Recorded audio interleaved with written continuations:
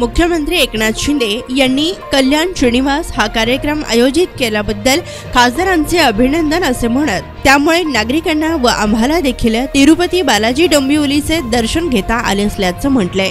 तर नवी मुंबईत सिडकोच्या जागेवर भव्य तिरुपती मंदिर उभारण्यात येणार आहे, त्यामुळे ज्यांना दर्शन घ्यायचं असेल त्यांनी नवी मुंबई तिरुपती बालाजी येथे त्यांना दर्शन घेता येईल असं म्हटलंय।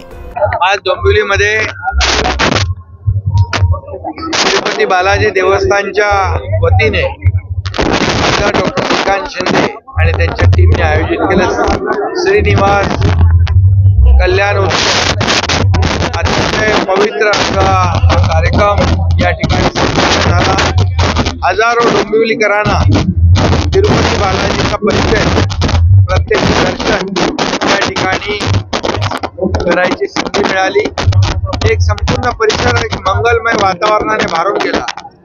एक संपूर्ण परिसर एक लोकांना एक पवित्रमय या ठिकाणी अनुभूती आली आणि सगळ्यांनाच तिरुपती बालाजीला जाणं शक्य होत नाही, म्हणून हा कल्याण महोत्सव आज या ठिकाणी देतो, शुभेच्छा देतो।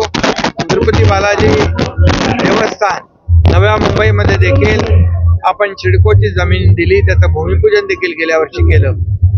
तिथे देखील आपल्या महाराष्ट्रातल्या तिरुपती बालाजी जे भक्त आहेत त्यांना दर्शनाची संधी मिळेल आणि एक खूप या महोत्सवामुळे एक वातावरण, एक आगळं वेगळं वातावरण, मंगलमय पवित्र वातावरण या ठिकाणी निर्माण झालेलं आहे।